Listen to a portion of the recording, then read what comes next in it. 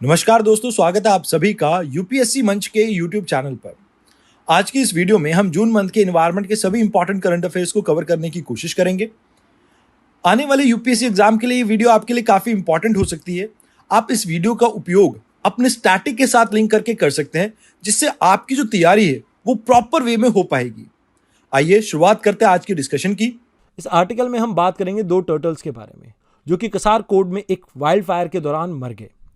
यहाँ पर पहला टर्टल है आपका फ्लैप शेल टर्टल, जो कि इंडिया, श्रीलंका, नेपाल, भूटान और म्यांमार और पाकिस्तान जैसी कंट्रीज में आपको देखने को मिलता है। ये ज़्यादातर शैलो, क्वाइट या स्टेगनेंट वाटर में आपको देखने को मिलता है। इसके आईयूसीएन स्टेटस की बात करें तो ये वनरेबल कैटेगरी में आता है, साइट के अपेंडिक्स 2 में, और wild life protection act schedule 1 में आता है ये। इसके अलावा ब्लैक टर्टल की बात की जाए तो नॉर्थ ईस्टर्न इंडिया और वेस्टर्न घाट में ये प्रोमिनेंटली मिलता है। आपका लीस्ट कंसर्न कैटेगरी में आता है, वाइल्ड लाइफ प्रोटेक्शन एक्ट के शेड्यूल 2 में आता है ये। अभी रिसेंटली आपने अरिकोपैन के बारे में सुना होगा ना, एक हाथी जो आपका थेनी डिस्ट्रिक्ट में बहुत उत्पात मचा रखा था, उसे पकड़ लिया गया है अभी। अब यहाँ आपको याद रखना है कि इसे रीलोकेट किया गया है कलाकड टाइगर रिजर्व में। अब ये कहाँ पर लोकेटेड है? साउथ वेस्टर्न घाट में आपका लोकेटेड है। यहाँ पर माउंटेन रेन फॉरेस्ट आपको देखने को मिल जाते हैं। इसके अलावा ड्राई थॉर्नी से लेकर ड्राई डेसिडुअस तक आपको यहाँ पर वेजिटेशन देखने को मिलती है। ये पार्ट है आपका अगस्तमलई प्रोटेक्टेड एरिया का और तमिलनाडु का सेकेंड लार्जेस्ट प्रोटेक्टेड एरिया है। इसके अलावा यहाँ से आपकी थमीरा बरानी भी रिवर फ्लो करती है, तो ये चीज़ भी आपको याद रखनी है। इस तरह के क्वेश्चन पहले यूपीएससी पूछा करता था, अभी 2-3 सालों से आपको किसी भी प्रोटेक्टेड एरिया के बारे में क्वेश्चन नहीं आ रहा है। इस आर्टिकल में हम बात करेंगे ग्राउंड लेवल ओजोन की। इसे समझने से पहले आप ओजोन की फॉर्मेशन समझिए। देखिए, जो आपका ऑक्सीजन मॉलिक्यूल है यानी O2, जब ये एक नेसेंट ऑक्सीजन के साथ रिएक्ट करता है तो इससे फॉर्म होती है आपकी O3 यानी कि ओजोन। अब ये जो ओजोन है एटमॉस्फेयर के अंदर 2 लेवल पे देखने को मिलती है, एक तो ट्रोपोस्फेयर के लेवल पे और दूसरा आपको देखने को मिलता है स्ट्रेटोस्फेयर के लेवल पे। अब यहां इन दोनों के बारे में एक चीज याद रखना, जो ट्रोपोस्फेरिक ओजोन है उसे कहा जाता है बैड ओजोन या ground level ozone. Ground level ozone. ये दूसरी जो ओजोन है स्ट्रेटोस्फेयर में मिलने वाली, इसे कहा जाता है गुड ओजोन। अब इसे गुड ओजोन क्यों कहा जाता है? क्योंकि देखिए, जो सनलाइट धरती के ऊपर आती है, इस सनलाइट के अंदर प्रेजेंट होती है आपकी यूवी रेज। अब ये जो यूवी रेज हैं, अगर ये धरती पे पहुंच जाए तो प्लांट्स की लीफ के ऊपर नेगेटिव इंपैक्ट करते हैं, जिसकी वजह से फोटोसिंथेसिस जैसे जो प्रोसेस हैं उनमें कमी आ जाती है। इसके अलावा अगर ये ह्यूमंस की स्किन के ऊपर पड़ती है लाइट, तो इससे स्किन कैंसर जैसी प्रॉब्लम देखने को मिल सकती है। तो यहां पर आपको समझना होगा कि ये जो ओजोन है जो स्ट्रेटोस्फेयर में मिलती है, ये बेसिकली आपकी इस बीमारियों को रोकने का काम करती है। तो इस वजह से इसे नाम दिया गया गुड ओजोन। ऑल्दो कुछ केमिकल्स की वजह से इसकी कंसंट्रेशन कम हुई, जिसकी वजह से आपको वियना कन्वेंशंस देखने को मिले, या आप ये कह सकते हो मॉन्ट्रियल प्रोटोकॉल और किगाली अमेंडमेंट जैसी चीजें देखने को मिली। फर्दर जब हमें कभी टाइम मिलेगा तो हम इन्हें भी डिस्कस करेंगे, बट फिलहाल के लिए आप याद रखना कि Vienna convention plus Montreal protocol और किगाली अमेंडमेंट, ये तीनों ही डील करते हैं आपके स्ट्रेटोस्फेरिक ओजोन से, ट्रोपोस्फेरिक नहीं। अब ट्रोपोस्फेरिक ओजोन को बैड ओजोन क्यों कहा जाता है? देखिए, इसे बैड ओजोन इसलिए कहा जाता है क्योंकि ये रेस्पिरेशन से रिलेटेड प्रॉब्लम क्रिएट करती है। जैसे जो लंग्स हैं, इन्हें ये परमानेंटली डैमेज तक कर सकती है, तो जिसकी वजह से लोगों को सांस लेने में प्रॉब्लम। इसके साथ साथ आप ये देखेंगे कि जो अस्थमा जिन लोगों को है, उनकी परेशानियां और ज़्यादा बढ़ जाती है, उन्हें सांस लेने में और ज़्यादा तकलीफ होती है। तो इस वजह से इसे कहा जाता है बैड ओजोन, क्योंकि ये लंग्स को बुरी तरह से डैमेज करके क्रॉनिक लंग्स की प्रॉब्लम क्रिएट कर सकती है। अब यहां आपको ये तो पता लग गया इसे बैड ओजोन कहते क्यों हैं। अब इसकी फॉर्मेशन कैसे होती है इसे समझें आप। देखिए, जैसे नाइट्रोजन ऑक्साइड है एयर के अंदर, या आपके वॉलेटाइल ऑर्गेनिक कंपाउंड्स हैं, जब ये रिएक्ट करते हैं आपकी सनलाइट के साथ, इससे फॉर्म होती है आपकी ट्रोपोस्फेरिक ओजोन। अब ये जो ओजोन है, इसके लिए एक कंडीशन ये है कि सनलाइट होनी चाहिए, और दूसरी कंडीशन ये है कि आपको एक स्टेबल एयर मास चाहिए यहाँ पे। अगर ये दोनों कंडीशन फुलफिल नहीं होती तो ट्रोपोस्फेरिक ओजोन बनना थोड़ा मुश्किल रहेगा। अब यहां हम बात कर लेते हैं कि एक रिपोर्ट पब्लिश हुई थी रिसेंटली सेंट्रल पोल्यूशन बोर्ड के द्वारा, जिसमें यह बताया गया कि दिल्ली के अंदर 92 डेज के अंदर 87 डेज ऐसे थे जहां पर ओजोन की जो कंसंट्रेशन है ग्राउंड लेवल ओजोन की यानी ट्रोपोस्फेरिक ओजोन की, वो काफी ज्यादा देखने को मिली, खासकर साउथ दिल्ली वाले एरिया में। ये यहां पर क्रॉनिकली इफेक्ट कर रहा है लोगों को। इसके अलावा एक रेयर फिनोमेना ये भी देखने को मिल रहा है कि सनसेट के बाद भी आपकी ओजोन की जो लेवल है काफी एलिवेटेड रहे, काफी ज्यादा रहे। अब सनलाइट जब नहीं होगी तो ओजोन की फॉर्मेशन होती नहीं है, बट स्टिल ये चीज देखने को मिली, तो काफी रेयर है ये चीज। इसके अलावा ओजोन के बारे में आपको ये याद रखना है कि एक कलरलेस गैस है जो कि हाईली इरिटेटिंग है। आइए अब जान लेते हैं सेंट्रल पोल्यूशन कंट्रोल बोर्ड के बारे में भी। देखिए, ये एक आपकी स्टैट्यूटरी ऑर्गेनाइजेशन है जो 1974 में बनी थी under water prevention and control of pollution act 1974। इसको पावर दी गई है air prevention and control of pollution act 1981 के अंडर भी, and even environmental protection act 1986 के अंडर भी इसे कुछ पावर गिवन है। इसका काम क्या है? ये क्वालिटी ऑफ एयर को इंप्रूव करने की कोशिश करता है, कंट्रोल करता है एयर पोल्यूशन को, और साथ के साथ वाटर पोल्यूशन को भी रोकने की कोशिश करता है। इस आर्टिकल में आपको इतना ही जानना था। आइए अब बात करते हैं अगले आर्टिकल की। अभी कनाडा में हमें वाइल्ड फायर देखने को मिला है। देखिए, कोई नई बात नहीं है कनाडा में वाइल्ड फायर। नई बात यह है कि ये हमें ईस्टर्न साइड पे देखने को मिल रहा है, कि वेस्टर्न साइड पे तो ये काफ़ी कॉमन है। वेस्टर्न साइड में क्या है कि यहाँ आपका कोल्ड करंट आता है। कोल्ड करंट आने की वजह से इस एरिया में ड्राई कंडीशन रहती है। अब जैसे ही हीट पड़ती है या आपके एंथ्रोपोजेनिक रीजंस, जैसे मान लीजिए कोई कैंपिंग करने गया और कैंपिंग करने के बाद वहाँ पर बॉनफायर जलता हुआ छोड़ दिया, या किसी ने सिगरेट पी, उसके बड की वजह से आपको फॉरेस्ट फायर देखने को मिल जाता है। ऐसा क्यों है? क्योंकि यहाँ पर आपको ट्रीज जो देखने को मिलते हैं that are evergreen conifer trees. अब ये जो एवरग्रीन ट्रीज हैं, इनमें रेजिन की क्वांटिटी जो है आपकी काफ़ी ज़्यादा मिलती है, जो कि बहुत जल्दी ही आग पकड़ लेता है। इसकी वजह से वेस्टर्न साइड पे तो ये क्वाइट कॉमन है, लेकिन अभी रिसेंटली हमें ईस्टर्न प्रोविंसेस में ये प्रॉब्लम देखने को मिली है, in areas like Nova Scotia, Quebec, Ontario, ऐसे एरियाज में। अब यहाँ प्रॉब्लम ये है कि यहाँ आपके कोल्ड एंड वार्म करंट आपस में आके मिलते हैं, जिसकी वजह से ह्यूमिडिटी आपकी काफ़ी ठीक ठाक रहती है, टेम्परेचर मॉडरेट रहता है, और यहाँ पर आपको एकेडेनियन फॉरेस्ट देखने को मिलते हैं, जो कि एक ब्रॉड लीफ फॉरेस्ट है, जिसमें आपको शुगर मेपल्स जैसे ट्रीज देखने को मिल जाते हैं। इसके अलावा कुछ एक ट्रीज आपको एवरग्रीन कॉनिफॉरस भी देखने को मिलते हैं। बट अभी हाल फिलहाल में क्या हुआ है कि भाई यहाँ पर स्नोफॉल कम हुई है। अब क्योंकि मॉइस्चर था, हाई लैटिट्यूड है आपका, वैसे तो स्नोफॉल ठीक ठाक होनी चाहिए थी मॉइस्चर के कारण, बट क्योंकि अभी स्नोफॉल कम हुई है और अभी हीट वेव भी देखने को मिल रही है और बहुत लंबे समय तक ड्राई स्पेल पड़ा है आपका, इसकी वजह से यहाँ पर फॉरेस्ट फायर इंक्रीज हुआ है। अब इसका नेगेटिव इंपैक्ट पड़ा है एरियाज लाइक न्यूयॉर्क, टोरंटो और ओटावा में। इसका वर्स्ट इंपैक्ट देखने को मिला आपको ब्रिटिश कोलंबिया में, जहां पर 30,000 से ज़्यादा लोग इस एरिया को छोड़ के चले गए हैं। साथ के साथ ऑयल की और गैस की प्रोडक्शन यहाँ पर कम हो गई है। अब ऑयल की और गैस की प्रोडक्शन कम होने की वजह से कंट्री के अंदर इन्फ्लेशन इंक्रीज होने के चांसेस है, और साथ के साथ डिस्प्लेसमेंट की वजह से आपको यहाँ पर प्रॉब्लम देखने को मिल सकती है अदर प्रोविंसेस में भी। Next article is about Arunachal Pradesh में एक नेशनल पार्क है, that is Namdapha national park, या टाइगर रिजर्व भी बोल सकते हैं। इसके बारे में ये आर्टिकल पब्लिश हुआ है। यहाँ पर योबिनी कम्युनिटी आपकी देखने को मिलती है, जिसके साथ फॉरेस्ट डिपार्टमेंट की कुछ टसल चल रही है। अब हुआ ये था कि 2022 में ये जो आपकी योबिन कम्युनिटी है, इनको नामदफा नेशनल पार्क में से निकाल दिया गया। ये हाल फिलहाल में न्यूज़ में इसलिए रहा क्योंकि बुरमा नला कैंप, जो ये आपका नाला कैंप है, ये फॉरेस्ट डिपार्टमेंट का कैंप है, यहाँ पर अटैक कर दिया इस योबिन कम्युनिटी ने, तो इस वजह से ये न्यूज़ में रहा है। अब इनका कहना यह है कि इन्हें ज़बरदस्ती इनकी होमलैंड से निकाल दिया गया, इसलिए इन्होंने अटैक किया। तो कहीं ना कहीं यहाँ पर एक चीज़ समझनी होगी हमें, जब भी आप कोई किसी चीज़ को, किसी एरिया को एविक्ट करने की सोचते हैं, तो you must focus upon the local community as well. आप जब तक बॉटम अप अप्रोच नहीं अपनाएंगे कि उनकी सुन के और फिर उनके अकॉर्डिंगली अपने प्लान को एडजस्ट नहीं करेंगे, तो तब तक इसी तरह की आपको परेशानियां देखने को मिलेंगी। अब यहाँ पर नामदफा नेशनल पार्क के बारे में बात हो रही है, तो आपको पता होना चाहिए यहाँ पर नामदफा या नोही दिहांग रिवर आपकी फ्लो करती है। यहाँ आपको वेजिटेशन देखने को मिल जाती है ट्रॉपिकल एवरग्रीन फॉरेस्ट टाइप, क्योंकि बारिश अच्छी खासी होती है यहाँ पर। जो आपका नॉर्थ ईस्टर्न रेनफॉल है, मानसून है, वो अच्छी खासी बरसात करता है यहाँ पे। ये आपका नेशनल पार्क लोकेटेड है मिशमी और पतकई बूम के बीच में। यहाँ पर दफा बूम भी बोला जाता है, जो मतलब मिशमी की आपकी एक इंपॉर्टेंट पीक है।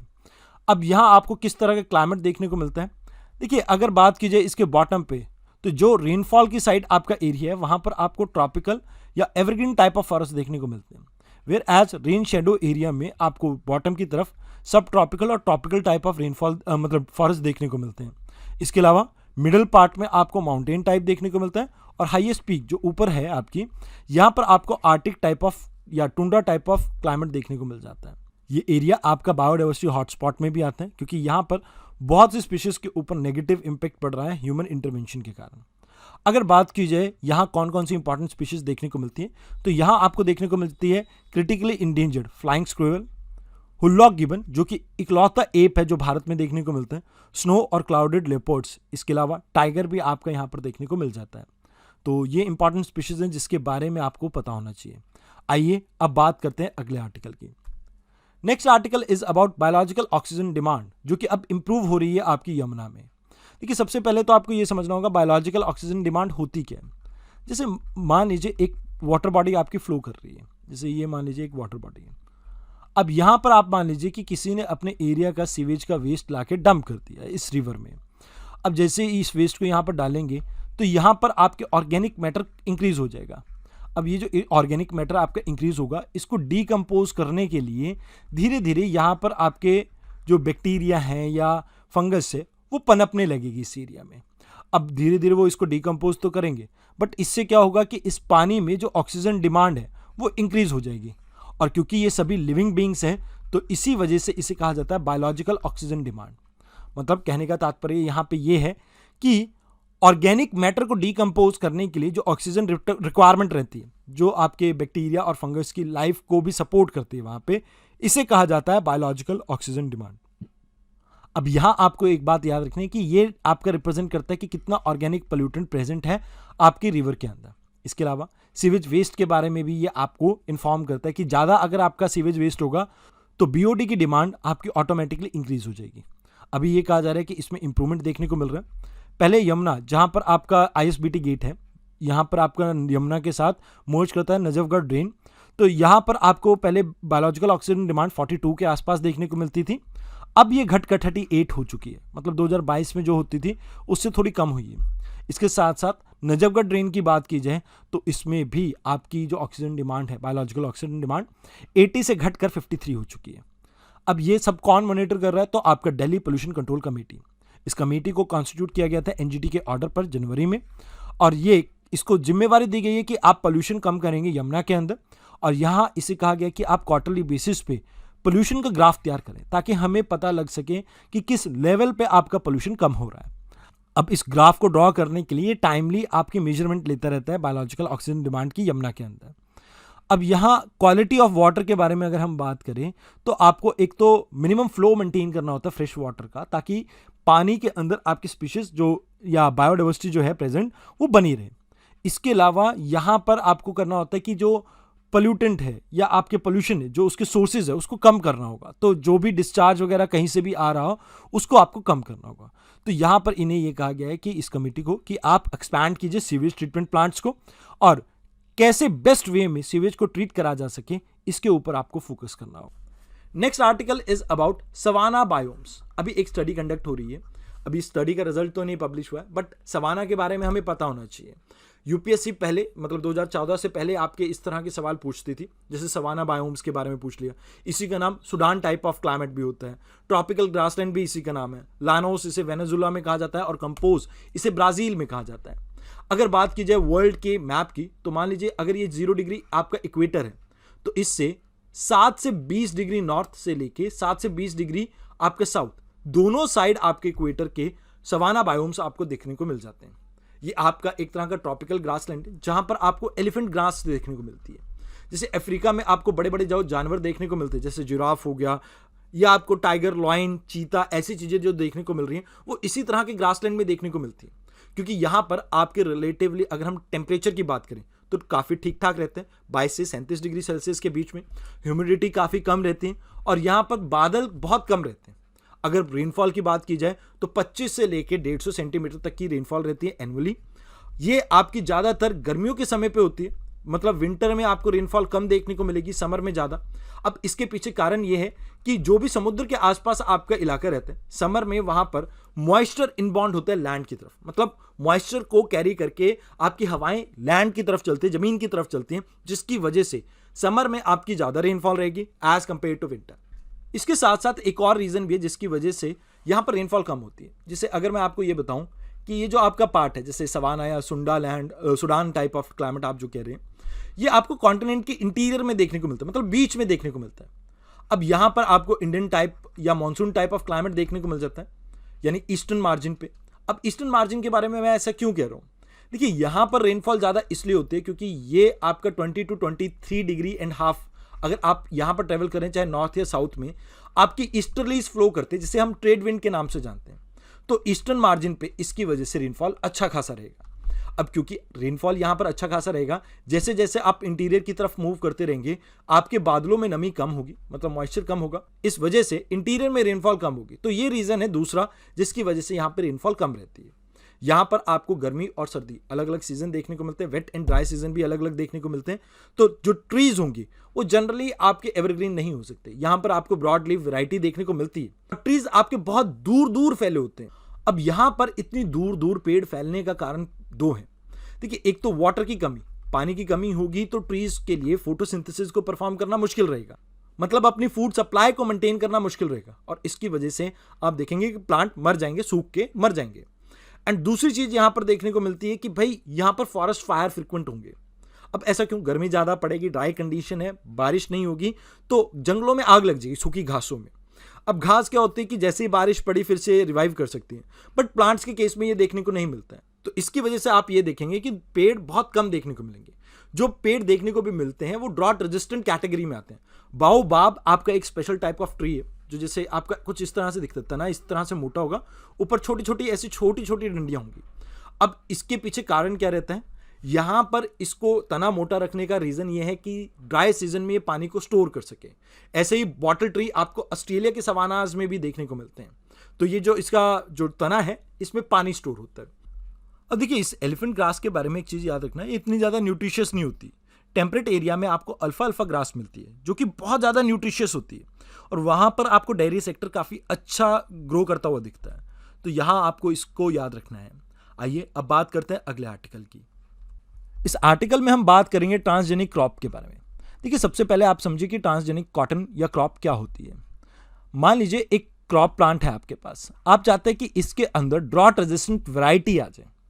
अब ये आपका जो क्रॉप है ये आपकी मान लीजिए राइस की है, या आप कॉटन की लगा लीजिए, ये कॉटन की है। अब मैं चाहता हूं इसमें ड्रॉट रेजिस्टेंट वैरायटी को मैं डेवलप कर सकूं। अब क्या हुआ कि मेरे को पता है कि बाजरे के अंदर ये ड्रॉट रेजिस्टेंट वैरायटी के जीन्स होंगे, क्योंकि ये कम बारिश में भी आपका प्लांट सस्टेन कर सकता है अपने सर्वाइवल को। अब यहां पर अगर मैं इसके कुछ जीन्स जो इस चीज के लिए रिस्पॉन्सिबल है निकाल कर इस कॉटन में ऐड कर दूं तो इसे कहा जाता है ट्रांसजेनिक कॉटन। अब ऐसा हम करते भी हैं, जैसे पिंक बुलवॉर्म है, इसके खिलाफ हम रेजिस्टेंस डेवलप करना चाहते हैं कॉटन के अंदर, तो हमने क्राई21A ये जीन्स ऐड कर दिया कॉटन के अंदर। इसे भी क्या कहा जाएगा? Transgenic cotton. अब ऐसे ही आपने बीटी कॉटन के बारे में सुना है, बीटी ब्रिंजल के बारे में सुना है, इनमें भी हमने कुछ बैक्टीरिया के जीन्स को ऐड किया ताकि ये पेस्ट के खिलाफ रेजिस्टेंस डेवलप कर सके। अब ऐसा ही पिंक बुलवॉर्म के खिलाफ हमने रेजिस्टेंस डेवलप करने के लिए एक सीड बनाया जिसको टेस्ट करना चाहते हैं हम गुजरात, महाराष्ट्र और तेलंगाना में। अब ये सीड किसने डेवलप किया? आपके बायोसीड रिसर्च इंडिया ने। अब इसके लिए इसने अप्रूवल ले लिया है आपकी जेनेटिक इंजीनियरिंग अप्रेजल कमेटी से, और इसने आगे चलकर आपके डिपार्टमेंट ऑफ बायोटेक्नोलॉजी को ये कहा है कि भाई आप स्टेट्स के साथ मिलकर बैठ के कुछ प्रोग्राम बिल्ड कीजिए ताकि कैपेसिटी बिल्डिंग हम कर सके इन स्टेट्स की आने वाले समय में इस तरह की क्रॉप्स को डेवलप करने में या इन्हें इंप्लीमेंट या कल्टीवेट करने में। अब यहां जिन स्टेट्स के ऊपर हमारा मेजर फोकस है दैट इज गुजरात, महाराष्ट्र, तेलंगाना। अब इन्हीं के ऊपर क्यों? क्योंकि देखिए, ब्लैक कॉटन सॉइल यानी रेगुर सॉइल यहीं पर ही मिलती है। कॉटन प्रोडक्शन के लिए ये एरिया बहुत ज्यादा प्राइम है, तो इसी वजह से यहां पर सबसे पहले फोकस कर रहे हैं। अब जेनेटिक इंजीनियरिंग अप्रेजल कमेटी के बारे में जान लेते हैं, जो कि मिनिस्ट्री ऑफ एनवायरनमेंट के अंडर आती है। इसको रिस्पॉन्सिबिलिटी ये दी गई है कि किसी भी तरह के जेनेटिक क्रॉप्स को अगर हम इंडिया में इंट्रोड्यूस करना चाहते हैं तो उस केस में आपको इनसे परमिशन लेनी होगी। साथ के साथ अगर कोई हजार्डियस माइक्रो ऑर्गेनिज्म को हम लार्ज स्केल पे यूज करने वाले हैं तो उस केस में भी हमें इनसे अप्रूवल लेनी होगी।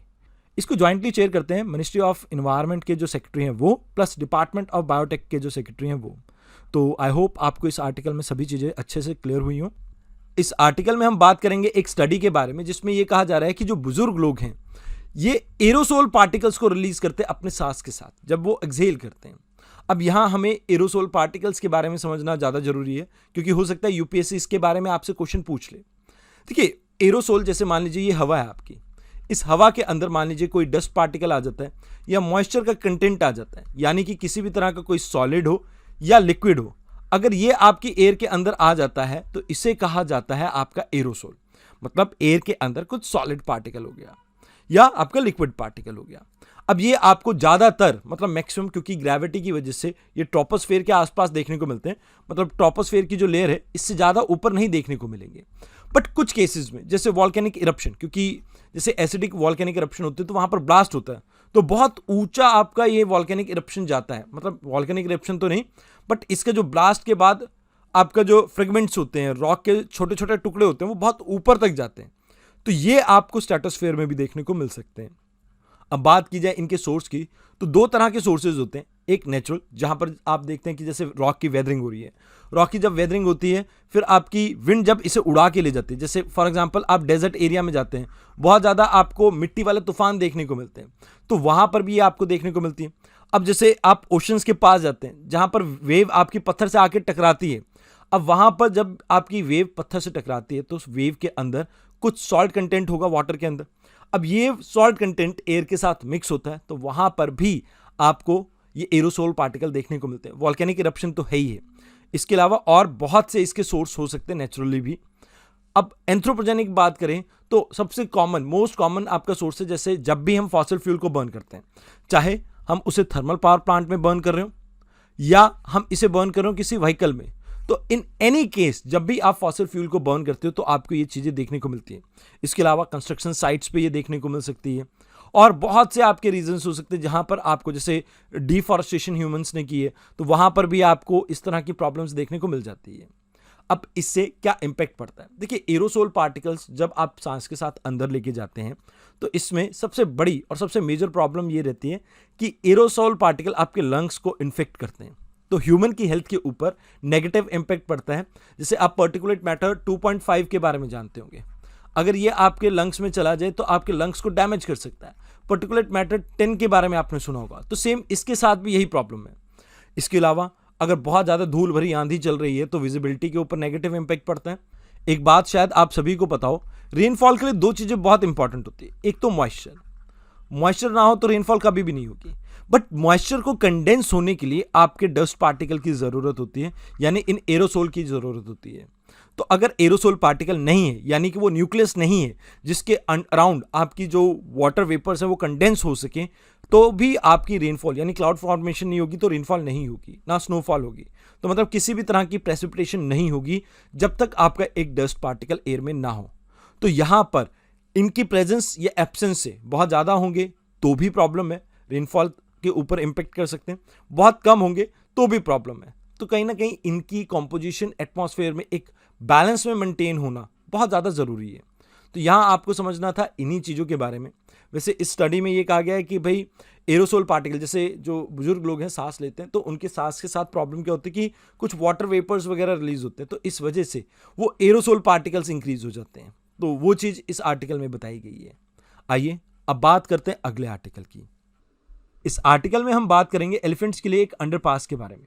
देखिए, अभी रिसेंटली सदर्न रेलवेज ने एक एलिफेंट पास आपका क्रिएट किया है। अब यहाँ पर हमें एलिफेंट के बारे में पता होना चाहिए, जो कि जिसकी largest population almost 60% population Bharat में देखने को मिलती है। इसके अलावा अफ्रीका में आपकी दो प्रजातियां देखने को मिलती है एलिफेंट की। आपको मुझे कमेंट बॉक्स में बताना है कि अफ्रीका में कौन सी दो प्रजातियां देखने को मिलती हैं आपको एलिफेंट की। एशियाटिक एलिफेंट की अगर बात की जाए तो इसकी हाईएस्ट पॉपुलेशन इंडिया के अंदर कर्नाटका में देखने को मिलती है। ये भारत का नेचुरल हेरिटेज एनिमल भी है और ये इंडेंजर्ड कैटेगरी में आता है, साइट्स के अपेंडिक्स 1 में आता है और साथ के साथ आपके वाइल्ड लाइफ प्रोटेक्शन एक्ट के शेड्यूल 1 में आता है। इसका लॉन्गेस्ट गेस्टेशन पीरियड है 18 से 28 महीने का। एक आखिरी इंफॉर्मेशन जो आपको यहाँ पे याद रखनी है कि ये जो आपका अंडरपास है ये क्रिएट किया गया है तमिलनाडु में। इतिमदई आपका जो सेक्शन है वल्यार और इतिमदई वाला, इस सेक्शन पे इसको बिल्ड किया गया है। आइए अब बात करते हैं अगले आर्टिकल की। देखिए, इस आर्टिकल में ये कहा जा रहा है कि पहली बार ऐसा हुआ है कि समर में आपका जो global green house gas emission की वजह से ग्लोबल वार्मिंग है वो 1.5 डिग्री सेल्सियस के थ्रेशोल्ड से पार चला गया। अब समझते हैं इस थ्रेशोल्ड को। सबसे पहले देखिए, इस थ्रेशोल्ड कुछ नहीं है। पेरिस एग्रीमेंट के दौरान सभी वर्ल्ड लीडर्स इस बात से एग्री करते हैं कि हम जो आपका प्री इंडस्ट्रियल लेवल था, यानी 1850 में जो ग्लोबल टेम्परेचर था, हम उस टेम्परेचर को 2 डिग्री सेल्सियस से ज़्यादा राइज नहीं करने देंगे। हमारा प्रेफर्ड टेम्परेचर तो रहेगा कि 1.5 डिग्री सेल्सियस ही रहेगी। तो पेरिस एग्रीमेंट के तहत हमने ये डिसाइड किया था कि हम ग्लोबल टेम्परेचर को 1.5 डिग्री सेल्सियस से ज़्यादा राइज नहीं करने देंगे। बट अभी हाल फिलहाल में क्या हुआ कि समर में ये जो आपका ग्लोबल मीन टेम्परेचर है ये 1.5 डिग्री से ज़्यादा हो गया प्री इंडस्ट्रियल लेवल। ये हमें जून के अभी इस साल के मौसम में ही देखने को मिला है। ऐसा नहीं है कि ये पहली बार हुआ है, इससे पहले विंटर और स्प्रिंग में ये चीज़ें देखी जाती थी जहाँ पर डेली ग्लोबल टेम्परेचर आपका एक्सीड कर जाता था प्री इंडस्ट्रियल लेवल से। ऐसे 2015 में भी हुआ है, 16 में भी हुआ है और 2020 में भी हुआ है। वर्ल्ड मेट्रोलॉजिकल ऑर्गेनाइजेशन का ये कहना है कि 66% चांस ये हैं कि आने वाले 5 साल यानी 2023 से 27 के बीच में जो वर्ल्ड ग्लोबल टेम्परेचर है वो 1.5 डिग्री से ज़्यादा आपका हाई हो जाएगा। मतलब उतनी ग्लोबल वार्मिंग हमें देखने को मिलेगी, वो एक्सीड कर जाएगा टेम्परेचर। और अभी की बात करें तो लास्ट ईयर जो हमने ग्लोबल मीन टेम्परेचर को रिकॉर्ड किया था that was around 1.15 degree Celsius. मतलब प्री इंडस्ट्रियल लेवल से हम पहले ही काफ़ी राइज कर चुके हैं। अभी हमारे पास एक छोटी ही विंडो बाकी है जहां पर हम इस क्लाइमेट चेंज को रोकने की कोशिश कर सकते हैं। अदरवाइज जो चेंजेस होंगे क्लाइमेट के अंदर वो लॉन्ग टर्म हो सकते हैं। 1.5 डिग्री सेल्सियस से जब भी आपका टेम्परेचर ज़्यादा बढ़ेगा तो इससे आपकी जो स्नो है, जो आपके आइस कैप्ड एरिया है, वहाँ से मेल्ट करेगी। अब जब आइस मेल्ट करेगी तो वहाँ पर इन आइस के अंदर स्टोर्ड मीथेन रिलीज होगी जिससे पॉजिटिव फीडबैक साइकिल स्टार्ट होगा। अब मीथेन के ज़्यादा निकलने से आप क्या देखेंगे कि ये और ज़्यादा बूस्ट करेगा आपके क्लाइमेट चेंज को। अब यहाँ अभी चिंता की तो कोई बात नहीं है 1.5 डिग्री सेल्सियस से जो ग्लोबल मीन टेम्परेचर ज़्यादा हुआ है स्प्रिंग में, क्योंकि जो आप पेरिस एग्रीमेंट में हमने जो बात कही है वो लॉन्ग टर्म मीन टेम्परेचर की बात की है, यानी 20 से 30 साल की हमने बात की है। ये जो आपका डेली या इवन एनुअली जो आपका टेम्परेचर राइज हो रहा है इससे फ़र्क नहीं पड़ता है, बट हमें कोशिश ये करनी है कि लॉन्ग टर्म जो ग्लोबल वार्मिंग है हम उसको रोक पाएँ। इसके लिए पर्याप्त मात्रा में स्टेप लेना बहुत ज़रूरी रहेगा। इस टॉपिक में हम जानेंगे सिमलीपाल रिजर्व के बारे में जो कि आपका उड़ीसा में लोकेटेड है। देखिए अभी यहाँ पर कुछ पोचर्स यानी आप ये कह सकते हैं शिकारियों ने एक फॉरेस्ट गार्ड को शूट कर दिया जिसकी वजह से ये न्यूज़ में रहा है। इसका जो नाम है सिमलीपाल सिमूल से आया है जिसका नाम होता है सिल्क कॉटन ट्री। मतलब इस पेड़ के पीछे इसका नाम रखा गया है। यहाँ पर बहुत ज़्यादा ये देखने को मिलता है तादाद में। ये एक टाइगर रिजर्व भी है और ये मैप प्रोग्राम के अंडर आपका बायोस्फीयर रिजर्व भी बना हुआ है जो कि 2009 में बना था। इसके अलावा ये आपका एक एलिफेंट रिजर्व है जो कि सिमलीपाल, कुलदिया और हथगढ़ इसके बीच में कनेक्टिविटी प्रोवाइड करता है। जो मयूरभंज आपका एरिया है यहाँ पर एलिफेंट्स के आने जाने के लिए आपकी कनेक्टिविटी प्रोवाइड करता है। इसके अंदर आपको वेजिटेशन में सेमी एवरग्रीन फॉरेस्ट देखने को मिलते हैं, मॉइस्ट डेसिडुअस फॉरेस्ट देखने को मिलते हैं, ड्राई डेसिडुअस फॉरेस्ट देखने को मिलते हैं और साल ट्री यहाँ पर डोमिनेट करते हैं। आपके यहाँ आपको 2 ट्राइबल कम्युनिटी देखने को मिलती है, एक तो है एरेंगा और दूसरी रहती है आपकी मनकृदियास। तो इस आर्टिकल में आपको इतना ही जानना था। आइए अब बात करते हैं अगले आर्टिकल की। इस आर्टिकल में हम बात करेंगे माइक्रो प्लास्टिक के बारे में। देखिए कोई भी प्लास्टिक का कण जिसका डायमीटर 5 mm से कम हो तो इसे कहा जाता है माइक्रो प्लास्टिक। रिसेंटली ये कहा गया है कि भाई जो हम हवा इनहेल कर रहे हैं इसमें अप्रॉक्सीमेटली 16.2 बिट्स माइक्रो प्लास्टिक हम हर घंटे अपने सांस के साथ अंदर लेके जा रहे हैं। अब देखिए ये जो माइक्रो प्लास्टिक के 2 तरह से जनरेट होता है। एक तो होता है प्राइमरी सोर्स, जैसे आप फेस वॉश लगाते हैं तो वो उसमें यूज़ किया जाता है माइक्रो बिट्स। ये आपके एक तरह के एक फिलर्स हैं जो कि माइक्रो प्लास्टिक से ही बने होते हैं। तो ये भी कहीं ना कहीं आपके एंड करते हैं जो सीवरेज है, सीवरेज से सीज और ओशन में, तो ये भी आपके माइक्रो प्लास्टिक की कैटेगरी में आते हैं। दूसरे होते हैं सेकेंडरी पोल्यूटेंट या आप ये कह सकते हो सेकेंडरी माइक्रो प्लास्टिक। ये मान लीजिए एक बड़ी प्लास्टिक की चादर है, धीरे धीरे ये चादर टूटती जा रही है और इसके छोटे छोटे कण बनते जा रहे हैं, तो ये भी आगे चलकर आपके माइक्रो प्लास्टिक में ही कन्वर्ट होगा। अब ये ह्यूमन बॉडी के अंदर नेसल कैविटी और फेनिक्स के अंदर जाके स्टोर हो रहे हैं। तो यानी आप ये कह सकते हैं गले के पीछे वाले एरिया में आपके स्टोर हो रहे हैं। तो ह्यूमन के लिए ये आने वाले समय में बहुत डेंजरस है। अब मैं ऐसा क्यों कह रहा हूँ? देखिए जब ये ह्यूमन बॉडी के अंदर जाएंगे तो इससे ह्यूमन बॉडी के अंदर बायो अक्यूमुलेशन होगा। अब बायो अक्यूमुलेशन के कारण आप ये देख सकते हैं कि ह्यूमन के अंदर आने वाले समय में इसके कारण कैंसर जैसी प्रॉब्लम्स देखने को मिलेंगी, क्योंकि जो भी केमिकल आपका फैट सॉल्युबल होते हैं जैसे कि ये माइक्रो प्लास्टिक, वो लंबे समय तक ह्यूमन बॉडी में रह सकते हैं। अक्यूमुलेट होने के बाद ये बॉडी के अंदर जो सेल की ग्रोथ है उसे अबनॉर्मल कर देते हैं, जिसके कारण कैंसर जैसी बीमारियां हो जाती हैं। सबसे पहले आर्टिकल में हम बात करेंगे रतपानी सेंचुरी के बारे में, जो कि आपकी वेस्टर्न मध्य प्रदेश में लोकेटेड है, कुछ इस एरिया में। ये आपकी बेसिकली रायसेन और सीहोर जो डिस्ट्रिक्ट है मध्य प्रदेश का, वहां पे लोकेटेड है। अब क्योंकि ये आपका रेन शेडो एरिया में आता है, जैसे कि आपने इंडिया का मैप देखा होगा, तो ये आपका वेस्टर्न घाट है। वेस्टर्न घाट से अगर हम ईस्ट की तरफ मूव करते हैं तो ये जो एरिया है ये जनरली रेन शेडो एरिया में आता है, जिसके कारण यहाँ पर बारिश कम होती है और यहां पर ज्यादातर आपके पेड़ पौधे ड्राई डेसिडुअस या मॉइस्ट डेसिडुअस कैटेगरी में आते हैं, जो कि गर्मियों के दिनों में अपने पत्ते घेर देते हैं। अब इसके पीछे कारण ये है कि इन्हें अडेप्ट करना पड़ता है मौसम के अकॉर्डिंगली। ये अपने ट्रांसपिरेशन लॉसेस को कम करना चाहते हैं। ट्रांसपिरेशन लॉसेस क्या होते हैं? जैसे जो स्टोमेटा होता है आपके लीव्स के अंदर, यहां से आपकी गैसियस एक्सचेंज के साथ साथ वाटर भी रिलीज होता है। तो इस वाटर रिलीज को कम करने के लिए, यानी कि ये एक तरह का अडेप्टेशन फीचर है जिसमें वाटर की कमी को रोकने के लिए ये पेड़ अपने पत्ते घेर देते हैं। अब जनरली यहां पर आपको 55% जो ट्रीज देखने को मिलेंगे वो टीक के ट्री होंगे। यहां पर टाइगर के अलावा आपको chinkara, panther, jackal, blue bull, barking deer और ढोल जैसे कई जानवर देखने को मिलेंगे। चिंकारा आपका इंडेंजर्ड कैटेगरी में आता है। साथ के साथ आपको यह भी याद रखना है कि टाइगर भी आपका इंडेंजर्ड कैटेगरी में आता है, जिसे कंजर्व करने के लिए हमने प्रोजेक्ट टाइगर को स्टार्ट किया था 1973 में। अब इसे इंप्लीमेंट करने की जिम्मेवारी आपकी नेशनल टाइगर कंजर्वेशन अथॉरिटी को दी गई थी, जिसके तहत हमने कई सारे टाइगर रिजर्व्स भी बनाए हैं। अब देखिए, इस प्रोजेक्ट में आपने कितने टाइगर रिजर्व्स अभी तक सुने हैं, आप एक बार उसे कमेंट बॉक्स में मेंशन कीजिए। इस एरिया में यानी रतपानी जो आपकी सेंचुरी है, यहां पर आपको भीमबेटका रॉक शेल्टर भी देखने को मिलता है, जो कि एक वर्ल्ड हेरिटेज साइट है। ये एरिया आपका नर्मदा रिवर के नॉर्दर्न साइड में पड़ता है। तो इस एरिया के बारे में आपको इतना ही जानना था। आइए अब डिस्कस करते हैं अगले आर्टिकल को। अभी रिसेंटली अमोनिया लीक होने की वजह से बिहार में एक पर्सन की डेथ हो गई और 35 लोग बीमार हो गए या इंजर्ड कह सकते हो आप। अमोनिया यानी कि NH3 ये आपकी एक कलरलेस गैस है जो नेचुरली भी ऑकर होती है और मैनमेड तरीकों से भी। जैसे इंडस्ट्रीज में इसे प्रोड्यूस किया जाता है, फर्टिलाइजर्स में, पेस्टिसाइड बनाने में, सिंथेटिक फाइबर बनाने में, डाइज बनाने में। इसके साथ साथ ये नेचुरली भी आपकी ऑकर होती है, जैसे ऑर्गेनिक वेस्ट की डिकम्पोजिशन के दौरान या सीवेज की डिकम्पोजिशन के दौरान या एग्रीकल्चर रन ऑफ के दौरान।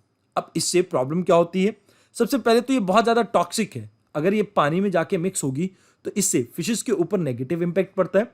अगर किसी ह्यूमन की बॉडी में ये चली जाए तो इससे इंटरनल ऑर्गन को डैमेज कर दिया जाता है इसके द्वारा, और जिससे पर्सन की डेथ तक हो सकती है। अगर पानी में ये बहुत ज़्यादा मात्रा में चली जाए तो ऑक्सीजन अमाउंट पानी में कम हो जाएगी और साथ के साथ यहाँ पर न्यूट्रिएंट की अमाउंट जो है पानी में वो इंक्रीज हो जाती है। इसकी वजह से ऑर्गेनिक मैटर आपका इंक्रीज होगा, जो कि रिस्पॉन्सिबल रहेगा आपकी बायोलॉजिकल ऑक्सीजन डिमांड के इंक्रीज होने के लिए, जिसकी वजह से ओवरऑल जो ऑक्सीजन है वाटर में अवेलेबल वो डिक्लाइन करने लगेगी। तो यहां पर इस आर्टिकल में आपको इतना ही जानना था। आइए अब बात करते हैं अगले आर्टिकल की। इस आर्टिकल में हम बात करेंगे ब्लैक बग के बारे में, जो कि स्टेट एनिमल है पंजाब, हरियाणा और आंध्र प्रदेश का। वैसे तो भारत के अंदर ये अलग अलग स्टेट्स में आपको देखने को मिल जाता है, जैसे राजस्थान में, गुजरात में, मध्य प्रदेश में, तमिलनाडु में, उड़ीसा में और बहुत सारे आपके पेनिनल स्टेट्स में और भी देखने को मिलता है। ये IUCN के स्टेटस के अकॉर्डिंगली लीस्ट कंसर्न कैटेगरी में आता है। वाइल्ड लाइफ प्रोटेक्शन एक्ट 1972 के अंडर ये शेड्यूल 1 में आता है। अब एक कम्युनिटी का नाम याद रखना है आपने, बिश्नोई कम्युनिटी के लिए ये ब्लैक बग पूजनीय है, मतलब ये इनकी पूजा करते हैं, तो दैट्स वाई ये इसे प्रोटेक्ट करने की भी कोशिश करते हैं। अब यहाँ इनका सेंसस कंडक्ट किया जा रहा है पंजाब में अबोर सेंचुरी के अंदर। ये एक आपकी प्राइवेट या आप ये कह सकते हैं कम्युनिटी ओन्ड लैंड है। अब इस एरिया में किस तरह की वेजिटेशन मिलती है तो आपको याद रखना है, थोड़ा बहुत आपको ग्रासलैंड टाइप या आप ये कह सकते हैं dry deciduous type of forest यहाँ पर देखने को मिल जाता है। यहाँ आपको wild boar, blue fauna bull, jackal ऐसे और बहुत से जानवर यहाँ पर देखने को आपको मिल जाते हैं। तो इस आर्टिकल में आपको इतना ही जानना था। आइए अब बात करते हैं अगले आर्टिकल की। इस आर्टिकल में हम बात करेंगे चीता के बारे में, जो कि न्यूज में इसलिए था क्योंकि अभी हाल फिलहाल में ये इंजर्ड हो गया है। अब देखिए, चीता आपको पता होना चाहिए कि वर्ल्ड का ओल्डेस्ट कैट स्पीशीज में से एक है। IUCN स्टेटस के हिसाब से 2 आपको प्रजातियां देखने को मिलती हैं, एक अफ्रीकन जो कि वनरेबल कैटेगरी में आती है, दूसरी आपकी एशियाटिक चीता जो कि क्रिटिकल इंडेंजर्ड कैटेगरी में आती है। एक समय में अफ्रीका और एशिया में इंडिया तक, मतलब अफ्रीका से आप स्टार्ट हो जाइए और वहां से लेके इंडिया तक, यहां पूरे इलाके में आपको चीता देखने को मिलता था। बट अब एशियाटिक चीता सिर्फ आपको ईरान में देखने को मिलता है, जहां पर इनका नंबर महज 40 के आसपास आपको देखने को मिलता है। अब बात की जाए कूनो नेशनल पार्क की, तो यहां पर एक रिवर फ्लो करती है, दैट इज कूनो रिवर, जिसके नाम पे इस पार्क का नाम रखा गया। ये ट्रिब्यूटरी है आपकी चंबल रिवर की। चंबल आपकी यमुना की ट्रिब्यूटरी है और यमुना आपकी गंगा की ट्रिब्यूटरी है। इन शॉर्ट, यहां से आपकी फ्लो करती गंगा की ट्रिब्यूटरी। वेजिटेशन में अगर बात की जाए तो यहाँ पर ड्राई डेसिडुअस फॉरेस्ट देखने को मिलता है आपको, और कुछ एनिमल स्पीशीज जो यहाँ देखने को मिलते हैं, that is sloth bear, spotted deer, civet cats, langur, chital और ढोल जो कि वाइल्ड डॉग है जो इंडिया में मिलता है आपको।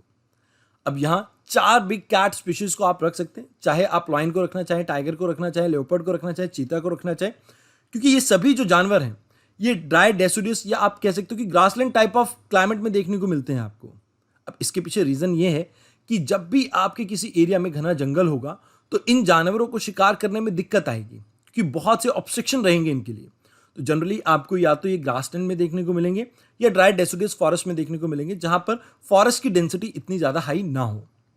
आइए अब बात करते हैं अगले आर्टिकल की। इस आर्टिकल में हम बात करेंगे दिब्रुगढ़ वाइल्ड लाइफ सेंचुरी की, जो कि उड़ीसा में कुछ इस एरिया में आपके लोकेटेड है। देखिए ये एरिया फ्रिक्वेंटली आपका मैन एनिमल कॉन्फ्लिक्ट के लिए न्यूज में रहा था, बट अभी देखने को ये मिला है कि मैन एनिमल कॉन्फ्लिक्ट को हटाने के लिए यहाँ पर 400 फैमिलीज को मूव करा दिया गया है इन फॉरेस्ट डिपार्टमेंट के द्वारा, और यहाँ पर किसी भी तरह की कोई वायलेंस देखने को नहीं मिली है या किसी भी तरह की अपोजिशन देखने को नहीं मिली है इस रीलोकेशन प्रोग्राम के दौरान लोगों के द्वारा। यहाँ लोगों के साथ कंसल्ट किया गया था, मतलब एक तरह से आप ये कह सकते हैं बॉटम अप अप्रोच अपनाई गई थी इन लोगों को शिफ्ट करने के लिए, जहां पर हर फैमिली को 15 लाख रुपए दिए गए थे रीसेटलमेंट के नाम पे। अब यहाँ फॉरेस्ट डिपार्टमेंट ये क्लेम करता है कि इन्होंने किसी तरह की फोर्स यूज नहीं की है। अब थोड़ा बहुत इस वाइल्ड लाइफ सेंचुरी के बारे में भी जान लेते हैं, जो कि हीराकुंड यानी महानदी के आसपास के एरिया में लोकेटेड है। ये जो एरिया है आपका भरगढ़ जो डिस्ट्रिक्ट है उड़ीसा का, वहां पर पड़ता है। हीराकुंड रिजर्वायर इसको काफी एरिया से आपका ये कह सकते हैं नॉर्थ और ईस्ट से कहीं ना कहीं कवर करता है। यहाँ पर जनरली जो आपको वेजिटेशन देखने को मिलते हैं that is dry deciduous type की आपको वेजिटेशन देखने को मिल जाएगी। यहाँ आपको चौसिंगा देखने को मिल जाते हैं, इंडियन लेपर्ड्स देखने को मिल जाते हैं, एलिफेंट देखने को मिल जाते हैं, सांबर, चीतल, गौर, ऐसे बहुत से जानवर आपको यहाँ पर देखने को मिल जाते हैं। इसके अलावा उड़ीसा में कुछ आपके नेशनल पार्क भी काफ़ी फेमस रहते हैं, जैसे भितरकनिका नेशनल पार्क और सिमलीपाल नेशनल पार्क। तो आपको थोड़ी इनकी भी लोकेशन यहाँ पर देख लेनी चाहिए। जैसे ये आपका सिमलीपाल वाला एरिया आ गया और यहाँ पर ये आपका भितरकनिका नेशनल पार्क वाला एरिया आ गया। तो इस आर्टिकल में आपको इतना ही जानना था। इस वीडियो में इतना ही था। इस वीडियो को देखने के लिए धन्यवाद।